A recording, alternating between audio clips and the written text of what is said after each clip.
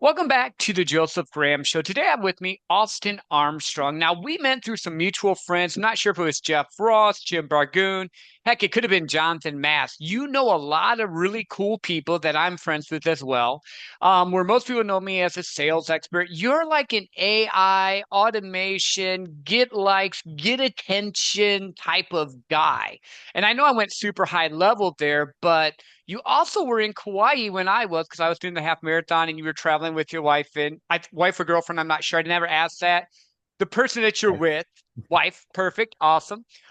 So that was kind of a cool thing too, and it also shows proof in the pudding because Kauai is not cheap. One thing I always do here is I only bring on real guests. I don't bring on the fake ones because that doesn't work for me, like the ones that rent the Lambos. But in your own words, Austin, he's like, "Oh crap, this guy's crazy." Tell us who you are, what you do, and who you help. Yeah, yeah, yeah. Well, here's my Lambo in my garage, in my garage library. Who could we be talking about? Um, no, I'm honored to be on the show, man. My name's Austin Armstrong. I've been doing this for just a long ass time. I've been doing social media marketing for over 20 years. I got started on MySpace when I was 14 years old, and I had a large following back then. Learned how to monetize, and kind of been doing it ever since. I'd say my professional career started about 11, almost 12 years ago now when I moved across country out to Orange County, California, and stumbled into an internship at a video marketing agency that did YouTube for the behavioral health space. Learned a lot from that, loved it, worked my way up. Had some ups and downs in there, got fired from my job. Fortunately, I had started my first company as a side hustle, which was a social media and SEO marketing agency. I ran that for about 6 years. That's where I really grew my personal brand on online. That's where people started to recognize what I was doing a little bit. And then, yeah, I've got a lot of followers, millions of followers, billions of views. 3 years ago, I got really into the AI space. I started my first AI software company called Syllaby, which basically lets you turn any idea into a video and schedule and automate publishing it to social media. And it's been awesome, man. I've just been going down this AI rabbit hole. I've launched 6 other software companies so far, and I just love what I do, man. I'm truly blessed. And I think that's amazing. And I want to kind of unwind it a little bit. So to give you an idea, a lot of people listening to this are either in sales or they're entrepreneurs. Maybe they just started out or they're building. That's kind of the dynamic. 75% is male, 25% is female. That's just the group we talk to. Um, but you mentioned something, doing a side hustle. So what is your thought on burn the bridges, go all in? And I'm going to give you mine real quick so you know where I'm coming from. I think burn the bridges is shit only because they took Cortez out of context of what was happening. Now I am for going all in on your dreams and stuff, but just being more logical about it. But what are your thoughts on it? I want to give you context because sometimes I catch Mhm. 22 people there. Yeah, so I always have uh, some sort of backup plan brewing at any given time, so that if if something happens or I decide that I no longer want to do the thing that's taking most of my energy, I'm not starting from ground zero in that moment. And so that's kind of my take is I never and I have never hard stopped something or been fired and then started something from scratch immediately after that. I think that can be a disaster for success. I think I like how I do things is a little bit more comfortable in Mhm. my perspective. So you've got your main thing going. Maybe you start a little side hustle or a new little income stream. And I'm an ADHD entrepreneur, so that's really easy for me. And Yep, for yep. us, I'm always like, oh, let me just try and do this little thing. And it might build up a little bit of revenue and recurring revenue and affiliate marketing, all kinds of stuff there. And so like if something happens, like if my company got shut down today, if AI just comes in and destroys Syllabi, it doesn't matter because I have other streams of income. I have other things already going that I can deviate my attention to and put some fuel on the fire there. So that's kind of my take on that. Yeah, no, and I love that because there's something that I see so many times, and normally when I hear it, It's that people are saying you got to burn the bridges, go all in, but really all they're saying is you got to buy my shit instead of, hey, have a strategic plan in place so that you can get your life by design or your ideal of success. Because here's my next question. I'm just because I followed you enough, I want to know, what does success mean to you? Because it can mean different things for different people. Yeah, that's such a great, like, deep philosophical question, right? I love that. Um, I look at it quite simply, and by my definition, I've kind of already achieved success. Mhm. It's to do basic things freely on my own schedule and not have to check my bank account to make sure that I can afford it. Now, I'm not talking private jet and yacht and all that kinds of stuff. Like I'm not the Lambo guy, right? But I'm writing my first book, and there's a sentence in there that really resonated with me. Like before I had any, success in business or whatever, I couldn't afford, like, I'd go out with friends, and the conversation was always like, what can I afford? First of all, can I afford to even go out and hang out with somebody? And then it was, even if I could afford to go out, could I afford the thing on the menu that I really just wanted to eat? Hmm. Yep, yep. Yeah. Whether it's the sandwich or whatever, right? Like maybe it's the entree that cost, $25 instead of the $10 salad or whatever, right? And so, like, when you get to a point where it's like I'm gonna order what I want to order, and the price is not gonna make a difference on my living situation. I can, from time to time, if I want to be a little bougie, and like I just flew out to a conference, and I'm like, I've got to work on this conference a little bit. I'm gonna upgrade to first class for the 5 hour cross country flight. Hmm. Um, and I can do that on a whim if I want. And I don't need to, I'm not a medical emergency away from being bankrupt. Yep. And I can live pretty freely. My wife and I will take 20 days off. We did this last year to ski in Colorado for a month. We worked while we were there, but I can travel and work remotely, and spend 20 days on the mountain skiing in Colorado if I want to. And that's what success looks like for me. No, and I love that because I was talking to my wife because like we mentioned, we were in Kauai, and I'm like, I said to her, you do realize that we're doing what most people consider bucket list as normal. So our normal has changed. But if you knew my story, like a lot of people that listen to the show knew I grew up on the wrong side of tracks. I was on food stamp. I had a bunch of different stuff, and I built up to a life for where it's successful for me. Like we've been to Hawaii because that's where she likes to go five Yeah. times in the last 6 years. That's not like a Right. brag. That's just a hey, this is something that we made normal in our life. It's part of our success Yeah. plan. And I love what you said there. Yeah, I still am working because people like you and I, because I have ADHD too. I'm a high achiever. I call myself a hybrid entrepreneur life because I still let corporate America pay for a lot of stuff and I do my own thing, but that's just what's worked for me. Hmm. Um, but we're able to do different things and work remotely. And I think that's really what matters. What makes you happy? I remember going to restaurants saying, I'm just going to get water. Like, because I could only Yeah. afford. And now we went up to Sedona and I went to this fancy restaurant, didn't think about it. And then everything on the burger I was putting, I just wanted a burger. And we're just having, I was like $1.50, $2. My wife goes, you know, they added $15 to that. She was just like, because she's a math person. I'm like, I don't care. I'm paying for it. It's no big deal. So the burger that was 22 is actually 45, but it's because you've gotten to that place where you're not in a scarcity mindset and you're not stuck on, I have to live day to day. How do you help people get there? Because if I remember the stat correctly, only 4% of Americans have $400 or more in their bank account if there's an emergency. Hmm. And $400 is not going to Very. cover hardly any emergency. No, well, first of all, congratulations for you as well for achieving that life, brother. I know it comes from hard work. I teach it in my content. I used to run an agency, and I used to do coaching and consulting. I'm going to be completely honest and transparent. I got burned out Mhm. on the agency space and coaching consulting. So burned out because I did it for 12 years. I ran my own company for 6 years. I transitioned to software and just being an influencer and being a public speaker because it's what I want to do, and I don't want to super trade time for dollars. I want to just be on my own schedule. So I don't. do coaching anymore. Mhm. I teach everything that works for me for free on my social media.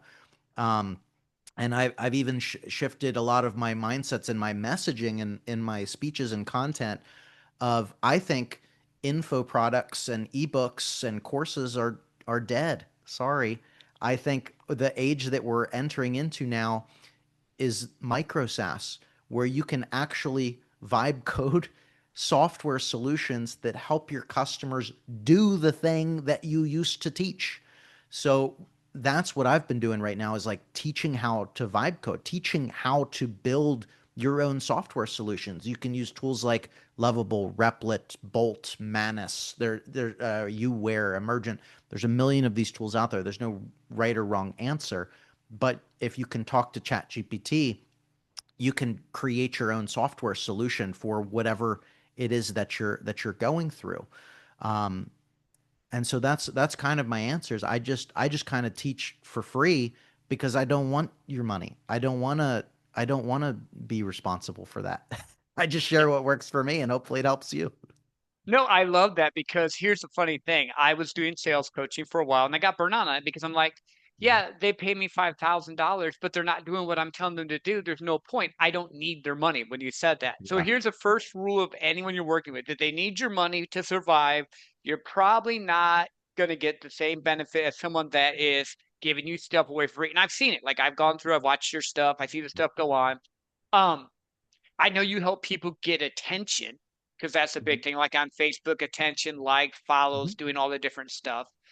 I think software is going to take over a lot of it, but I Mhm. also throw this out there and I want your thoughts on it because I know you're more in the software space. Relationships will be Mm. the one thing that you can develop that Oh, will 100%. defeat AI. And not defeat in the way, but will give you the edge because everyone is going AI. Everyone and their grandmother that was the crypto guy, that was the Bitcoin guy, that was the life coach, that was the hippie coach, is now a AI coach. They just are. Like they're just Yeah. everyone's becoming. And I'm like, I know what you did. You are not that guy.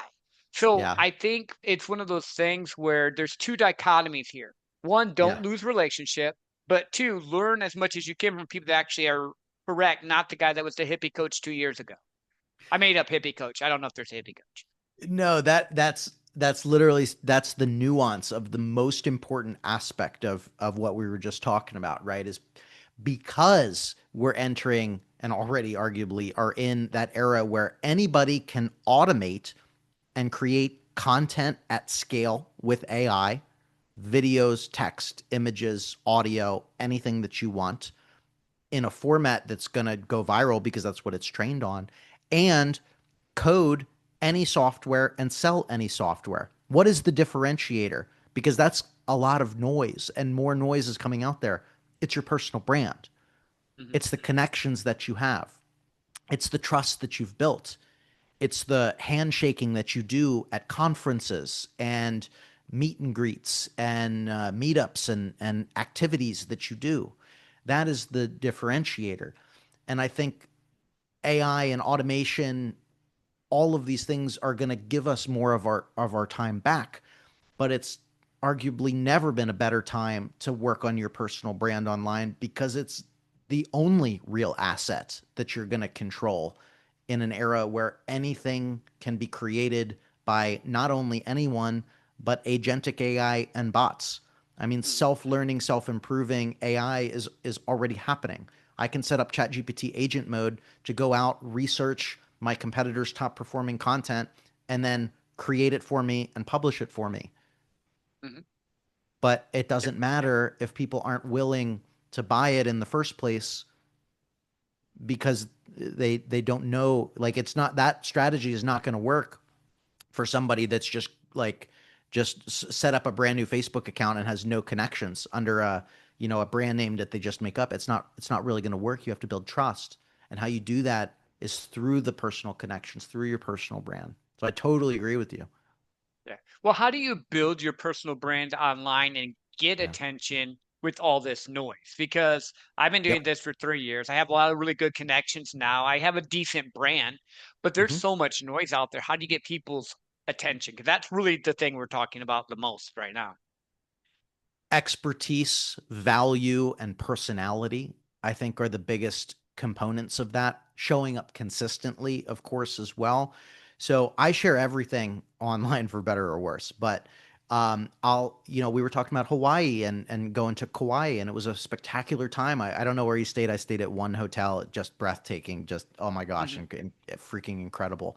But I was taking photos and I was talking about like my wife and I on this trip because my wife's a startup founder as well. And the reason that we went to Hawaii this last time is because we know September, October, we're barely going to see each other because we're doing the conference grind and you know chasing the life of our dreams together, but on separate paths. And Hmm. then so we need that time together. And I'm sharing that experience. And I shared just earlier today, being an ADHD entrepreneur, how my brain works. I task switch from time to time. I see ADHD as a superpower where I Hmm. cannot do deep focus on one thing at a time. I do one thing for a little bit of time, and it's an uncompleted task, and then I switch to another task, and then I come back to a task, and that's how I go through, and that's a somewhat flaw, but I don't see it as a flaw. And so just sharing that story, I've shared things just personal stuff. That's how you switch from being a just a broadcast channel to an actual personal brand, and share what you learn in real time. I mean, I've been going down the vibe coding rabbit hole the last year or so, and I'm sharing what I'm learning there. And I just announced last night, I'm like, after this conference season's over, I'm like really going all in. I'm gonna start live streaming and just like code with me. And I am not a like the other thing. I'm not a super technical person. I'm kind of an idiot. I just have been doing something longer than most people. And it just kind of compounds. So like Yep. anybody, like when I say code with me, sounds crazy to me because I'm not a coder. I don't have a software background. I'm a marketer that was a D student in high school. Like like these are just such an interesting world that we live in right now where you can just talk to it and vibe code and stuff. And so just showing up consistently every single day, sharing incredible value that's actionable, but talking about your personality and things that you're interested in. I like anime. I talk about going to the Demon Slayer movie, and I'm a big UFC fan. So I get hyped up and talk about UFC fights. Oh my gosh, did you see that knockout and all of that stuff? And so people vibe with your personality and they get to know you, and that you do that over time. That's how you build a great brand. How many times a day should people be posting? It depends on what platform. My this is gonna buckle in, everybody. On Facebook in particular, which is my top platform because that's where I get the most organic reach and the most engagement. That's how we connected, I believe. Um, 10 times minimum. I Hmm. post about 20 to 25 a day on average, and that sounds overwhelming. But let me kind of break that down real quick. Other platforms are a little bit less. If you're on like a video only platform, like LinkedIn, once maybe twice a day is like borderline the most that you should post. Instagram, I think you can go a little bit heavier, but no more than like three or four. I think you're okay there. YouTube, same thing, like for shorts, Hmm. like two, three, four, whatever, maybe one long, or a couple longs a week, whatever you can do. But Facebook, I basically treat like X, Twitter. Um, and so I will post quotes, things that come to mind. I check my memories every single day because I've been posting every single day for years. And so your Hmm. memories become a backlog of content that you can pull from. As long as it's evergreen, you can repost it. I have some basically share groups that that I've created and am involved with in Facebook Messenger, which means every day they're all in the same niche. This is like a strategy that's working, and I recommend everybody that's listening and watching to this find some similar content creators in your niche, even if they're competitors, and help each other grow. So what we do is every day I share one post into this group of about 12 people in the AI niche, and 12 people share my one post, and I share 12 of their posts every Hmm. single day. So that's 12 right there. So I Yep. count that as one post. Memories, I'll create like I'll create probably 3 4 original pieces of content every single day, and that's different between text and images and videos. and the rest is basically repurposed content. Hmm. It really depends on the platform, but I am so heavy and all in on Facebook right now. No, and I've noticed even in the last month, month and a half, I started shifting more. I mean, I was posting 5, 6 times a day anyway. So now I'm up to about 10 to 15, and my Yeah. views, which are not like yours at the moment, but I understand that it takes time over whatever. I think when I started, I was at like 24K views, and now I'm hitting like around 80 within a month, which I Let's know that's go. a good jump. And then I'm like, okay, cool. What's getting, because I do think that what is getting attention? So I'm doing like the Hermosi, I'm calling it the Hermosi. These 5 things will help you, blah, blah, blah. And you know what I do? A lot of times I go to Chat GPT and say, give me 3 things on sale. Mhm, Give me 5 things on my podcast. I'm doing different stuff. I do mhm, the memory thing. I go in mhm. there, I find old stuff and I reshare it, and people don't catch it.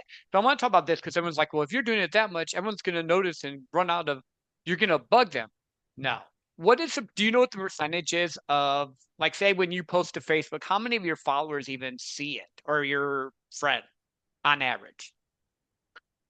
It's so low. So I have on Facebook, I have 2.1 million followers, and I'd say the average post reaches between 50,000 and 100,000. Hmm. It depends on the post, but I also look at that like um, it starts off higher percentage of my followers that see that post, but even that, like on the 100K end on an average post is what 10 5%. Hmm. Five Yeah. five percent of my audience sees that, and then once the post gets a little bit more reach and expansive, if it takes off, that percentage shifts from followers to non-followers that see it, because Facebook will start to share your stuff organically in the suggested feed. So I Mhm. mean, realistically, 5 to 10%. Yeah. And you know, it's funny because I know you say you do 10 to 20 times a day. I probably, and I comment on your stuff, I probably see maybe 3 posts from you. Maybe Mm-hmm. three is my Right. guess. And Yeah. and because I'm commenting, Facebook's going to put in the algorithm. I just want people to understand there's 2 laws you're doing here. One, consistently showing up, building your brand, doing your thing. But the value of the content has to be there. You can't just post stupid stuff and not have any 100%. purpose or Yeah. idea with it. Like, yes, talking about your relationship is great. Again, building the factor, talking about UFC, that's something people can connect on. Talking about the AI and all. But if you're just like politics one day, puppies the next day, Yeah. earthquake the next day, people are gonna like get bored with it because you're not giving them almost like your own channel would be what my mind would go to. This is what I do. This is who I help. This is how I get things done. Yep. Absolutely agree. Got to be quality. Quantity. Okay, so here's just a quick final thought on that, because some people still think quantity or quality is better than quantity. I disagree based on tens of thousands of data point posts from not only personal anecdotal evidence, but from account management of 12 years. Okay, so this is not an unfathomed thing, an unfounded thing. Quantity leads to quality. The more that you post and study everything that you post, the sooner that you will realize what posts are the outliers so that you can do more of those outliers. Hmm. Quantity at first, quality second. Yeah. No, I agree. Because I even think about it this way, even in my old school email marketing, cold calling of the sales career, Mm-hmm. I have a bunch of different emails I try all the time to Yeah, high level people. I deal with companies that are multi-million and multi-billion dollar companies. This is one of the reasons why I stay in corporate America because I get to talk to CEOs of these companies and tell them to do shit, awesome. which I get a kick out of. I mean, it's great for me. Um, and they fly me around. So it's like, okay, cool. I don't even have to pay to go to these places. That's great. Mhm. But I noticed that there's certain emails that make sense and catch, and there's other emails that don't. And then I just keep tailoring it and dialing it in. Mhm. Same thing with cut Facebook. Same thing with any content, anything that you're doing. You have to do A and B testing. I think the thing that separates people like you and me and other people is that they want to have a viral video. But what if you don't even have the system set up for it? Like I had a video that went 48,000 Good point. views on Instagram, which for me is a pretty good video. That's getting Yep. a lot of stuff on Instagram, and I had like 22, 25 comments, but I had a system in place to capture, hey, they're going to come back into my Yep. podcast and check it out. But not all my videos are doing that. A lot of my videos are two, 300 here, 500 here, 1400 here. You just have to keep testing it out and doing it until you dial it in. No, I love that.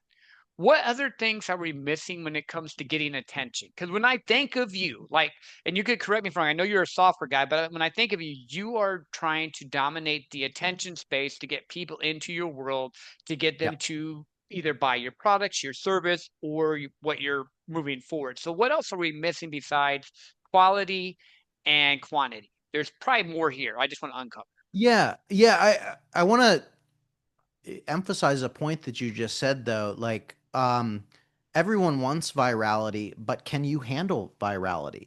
Do you have the systems in place? So you just brought up a great example that you have the systems in place. You maybe have comment automation, like a many chat system or go high levels comment responder in place where anytime somebody comments, they get an auto email or DM where it sends them to an offer, right? But if you're an e-commerce product, think about this. If you're small, right, and you out of the gate get 1 million views and it results in 10,000 orders, can you handle that? Can your business handle 10,000 orders in a 24-hour period? Most businesses, no. You Mhm. can't handle that.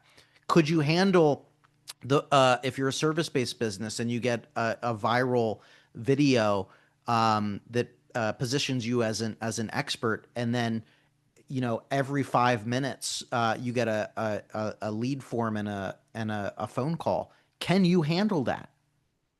So setting those systems up in place first is one of the most important things that you can do. And I'm not saying like hire a bunch of people. There's a lot of software that you can do here, but you need to make sure that you have systems in place if you want to go for virality, because a lot of people want it, but they can't handle it in Mhm. reality because it seems nice. So that out of the way. Yeah, there's nuances to being able to do it more consistency, right? So, Joe, let me ask you something. Do you see anything weird in my background? Um, To me, there no, but I do notice the awards you have, and I notice I don't know, it actually might be 3 awards. There's a Dark Horse Society award. I like your hat in the background, but those Okay. are the things that popped out at me. That's what I was going to say. So there's a cowboy hat on top of a bush in the background, right? That, little things that you can work on in the background that causes people um, little engagement hacks. Why the heck is there a cowboy hat on the back of a tree in the background of Austin? I never make mention of it except for this point, right? But it leads to comments sometimes. Or I will purposefully make mistakes in my content, or Hmm. I'll mispronounce a word on purpose, or I'll misspell a word on purpose, or I will show a useful website if I'm doing a series like these 5 websites feel illegal to know, and then right below the URL will be a folder that says like Donald Trump NUD dot dot dot, and I won't make mention of it. It'll just be there, and then without fail, every single time people run to the comments, right? So what does this do? The video is still playing in the background during this point, but they're going and increasing my engagement and increasing the view duration of that as well. So not only do you want we've all heard have a strong opening hook, right? And if you don't have a strong opening hook in your video, the Yep. first Yep. 2 seconds, stop them in their tracks because we live in an attention era. The first line, the first anything, video, text post needs to stop the scroll, but have a visual element that is a curiosity gap, something that's going to trigger or elicit an emotional response. All these platforms care about is more engagement. It doesn't matter if the engagement is positive or negative. Social media is engineered for negative engagement. 100%. We as humans are easier to manipulate in a negative way than in a positive way. And um, people are easier to manipulate than than to tell them that they've been manipulated. Hmm. They hate when you break the fourth wall and you tell them this is the thing, and then they get even more mad at you. But that elicits a further emotional response, right? So when you understand this game, it's all a game, and so you can just work in some of these things. It doesn't have to be like Donald Trump nude folder, right? Whatever, whatever works for you and your comfort level. Yeah, Joe's now Yep. picturing Yep. it. He's like, "Oh God." Could you at least What- set his wife instead? I mean, I don't want to see Donald Trump naked. I want that on record. I Well, never want to see Donald Trump naked or any political figure naked. Just the throwing it real out there. Yeah, but you could put anything like the real Epstein files, like a folder. Yep. Like whatever Yep. you want to put, just something to elicit an emotional response. Mhm. Um, an Easter egg, something in the background. Insider language is as well. The more that you create consistent content like this, so like a lot of my followers know that I've been doing this for like 4 or 5 years at this point, right? So it becomes an inside joke, and so they go to bat as well. But just doing that and testing consistently, and then there's that will help increase your likeliness of virality. There are other amazing things like if, especially for videos, if you can transcend language, that is a really key thing as well. So take Kabi Lame on TikTok, most followed TikTok creator, doesn't say a single word in any of his videos. He shows something, another person's video typically, and then he goes, like he's explaining, like, this is the solution, right? He Mhm. doesn't need to say anything because we're visually seeing something and we understand universally language what he's doing. We're showing something happening, a time lapse, a building, something that if you can translate language in something that's universally funny or interesting or educational or triggering or moves the heartstrings, that can really elicit virality as well. But again, make sure that you have the systems in place. Yeah. Well, and here's the thing that I've thought of a few different times that makes sense. Even in the sales world, 95% of the time people move because of pain, 5% because of pleasure. In the Mm, online space, the more polarizing or the more outlandish or the more I do get the people because I have dyslexia anyway, so I'll spell something wrong and they have to tell me I spelled it wrong. I'm like, oh cool, I have dyslexia, thanks. And then they feel like shit. I do that on purpose because I like to mess with people. But you said something that I've learned so much, and there's a good and a bad side of it. I call it dark psychology sometimes. You use the oh word yeah. manipulation, which a lot of people hate that word, but in reality, manipulation is the same as influence. You're Yep. influencing them to do something. I just put a different word on it. But if you are caught in one set of ideas and someone knows they can say Donald Trump and it will tick you off, or they can say Kamala Harris and it will tick you off, and they keep saying it, they're manipulating you. I Yep. mean, that's just what that is. It's the same thing online. So if this is the game, and I like how you say it because I think it's big game, then you need to learn how to get your content to either A, be polarizing. Like I did a video and all it was, and this kind of funny was all it was is, and I'm a libertarian. I don't like either side. Said no one's family should ever see their husband shot on the Charlie Kirk thing, right? I posted this on TikTok. I had so many liberals hop on there that tripped out like crazy, which, okay, cool, got it. And they were like, tell me I was wrong. Well, then I put the US should not be policing the world. I had all these conservatives hop on and complain, and it was almost like, oh, look, it's the same coin. Yep. Both of those things I agree with. Again, I'm sharing what I really think, but Yep. I'm just like, everyone follows their people. So you might as well take advantage or use or empower, whatever word you want to do to make yourself feel better, to have it happen.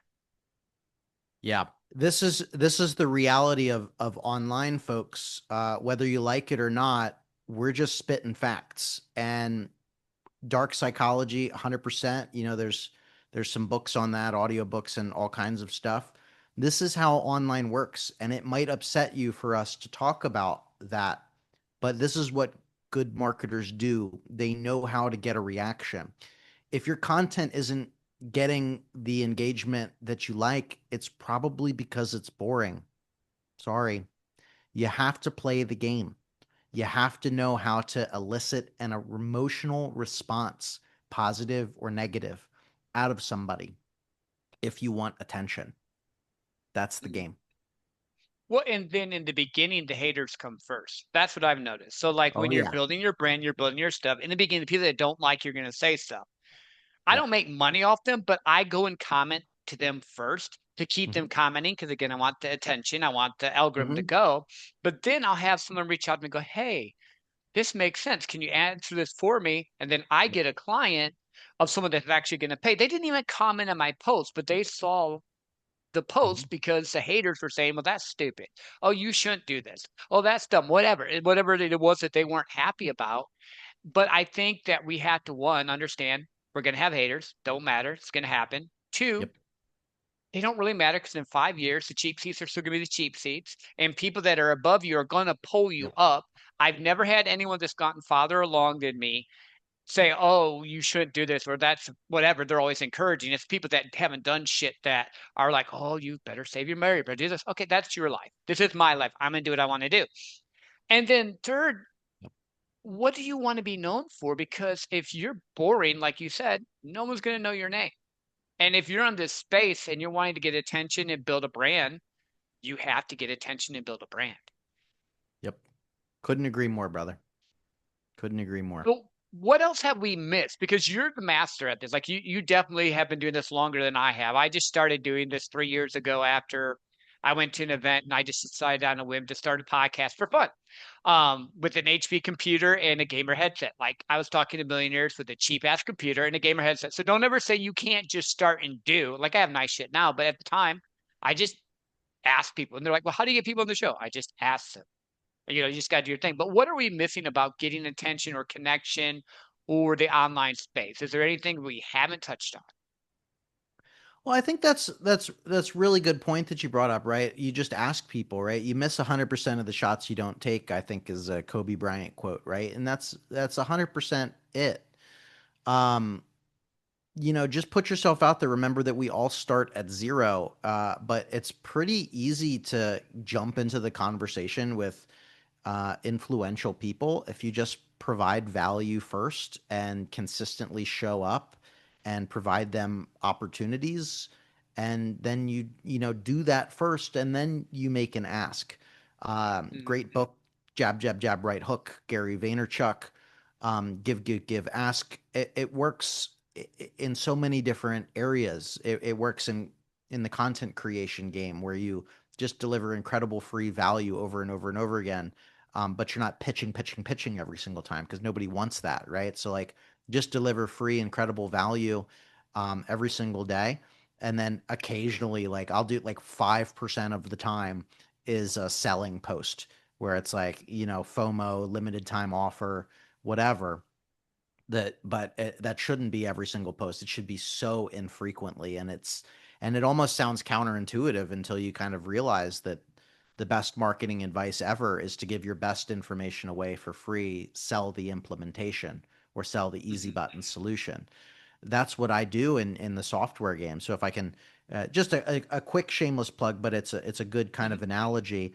Um, I have this philosophy of lead by example, teach for free, sell the easy button. And I do that every day on Facebook, right? So I create these text threads that, is a format of like black background, white text, and then comments with information. A quick example would be like rest in peace Photoshop. These 5 AI tools let you create and edit photos faster, right? And then comment one is one tool, comment two is a different tool, etc. That's a format that works really, really well for me. I go viral doing it in that format. Great. I'll create YouTube videos and tutorials teaching exactly that. Here's how to do it. Here's how to find topic ideas. Here's how to do it. Here's how to do the research. Here's how to write it. Here's how to script it. Have fun, right? Educational content for free. And then I just vibe coded a tool called Threadmaster, threadmaster.ai, that makes that process easy. So you can type in any topic and it gives you the headline, and it gives you all of the comments, and it gives you groups that you can share content in and viral images and everything. And I charge $5 a month for that tool. It's low ticket. Well, that whole funnel, by leading by example, doing it, teaching it for free, and then selling the easy button for $5, we have over 2,000 subscribers. So Mhm. Threadmaster makes over $10,000 a month right now selling a $5 tool because of that funnel. And Yep. so that's what you have to keep in mind for how you can make money. And it's why I don't want to coach you. I don't need to coach you because I Mhm. have this funnel in place. But you are one of the few people that I've actually heard explain a funnel the right way compared to your one funnel away, but you have no brand, you have no authority, you have no connection, you Yeah. don't even have a solution that people want. And I've seen you do this in work, so I love that. Since we went there, why don't you tell people where we can find you? And then I got a couple more quick questions for you. Yeah, for sure. So my name's Austin Armstrong. My main website's austinarmstrong.ai. That has all of my links and connections and stuff. If you just search me by name, I am the nerdy with AI with glasses, Austin Armstrong. I am not the Florida Gators defensive coach, Austin Armstrong, nor am I the Los Angeles relationship influencer, Austin Armstrong. I'm that business nerd right in the middle there. Nice. No, I love that. I love that. I want to know because I like how you think. And I ask this question sometimes on my show, but not all the time. But you can go back in time as far as you want, or you go in the future as far as you want. You get to meet with one person, you stay with them for a year, you learn whatever you want to learn, and you bring it back to the here and now. Who would you meet with? Where would you go? And what would you learn? Mm. I'm very happy with where I am in life now, and I would be fearful that if I went back in time and um did that, that it would impact some of the decisions that have been made, some of the people that I've met up to this point. And so whenever I ask that question, whenever I am asked that question, I don't like to go back. Mhm. But I like how you changed it up and asked the future. So um, I will say Gary Vaynerchuk is one one person that I've always wanted to meet that I haven't had a chance to meet yet. I think it would just be an amazing conversation because he's a very great predictor of marketing trends. Mhm. Um, but I'm also just very interested about AI, and so I think either probably Sam Altman is a choice, and this is a controversial one, but Elon Musk as well. I mean, just to see what he's a predictor of, and pull that information to my current state now would set me Mhm. up for future success from this starting point. Yeah, no, I love that. Very strategic, which makes sense. It's always an interesting question to me because I get more of a read on how people think. I've had a lot of people say historical figures or Jesus or other stuff that they want, which is great, or their family or personal. You, and I thought your mind might go here, are the second person to go into the future. Everyone else has always gone into the past. So Hmm. you're a little bit more forward thinking. I like that. And you're like, well, if I go and talk to Elon in the future, I talk to Gary Vaynerchuk in the future, or I can't remember the other one off the top of my head, sorry, in the future, they can tell me what's happening. I can bring it here. That can magnify what you're doing, but it doesn't change where you are right now because we're the sum of the choices we are here. So if I went back in time, would Absolutely. I be married to my wife? Would I be whatever? Yes. Now I'm going to go nerd a little bit in a different way, like multiverse. In the multiverse, you're a hero and a villain. You are like at the end of the spectrum. I'm going to say this, I'm going to really piss people off. In the multiverse, you could be the superhero craziest, whatever you think it's wild in one span, and the evil dictator in the other, because the multiverse goes everywhere. So my mind just goes into weird shit at times. I'll admit it. But no, I love that. I think that's great. That made me laugh. That's awesome. Is there anything else we haven't touched on when it comes to it doesn't just have to be like attention or Facebook. It can be anything that our listeners might need wisdom from Austin, I'll call it. I, perfectionism is procrastination. You are enough. Your message is enough. Your phone is enough. Everything that you have is enough to start creating. People think that they need the perfect gear, more time in the industry, more knowledge. They compare themselves to other people. You are enough. All information is repeated. People are just looking for the voice that they resonate best with. Get your information out there, start creating, you will find your tribe. And as long as you stay consistent, you will grow and achieve anything that you want.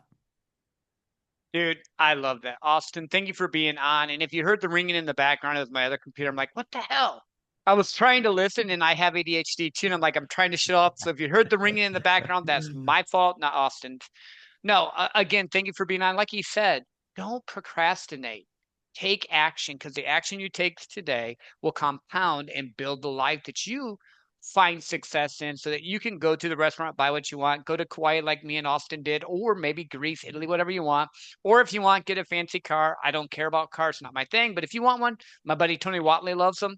Go get what you want and live a life that you're happy with. Until next time, get after it and don't just come back and listen again and not take action.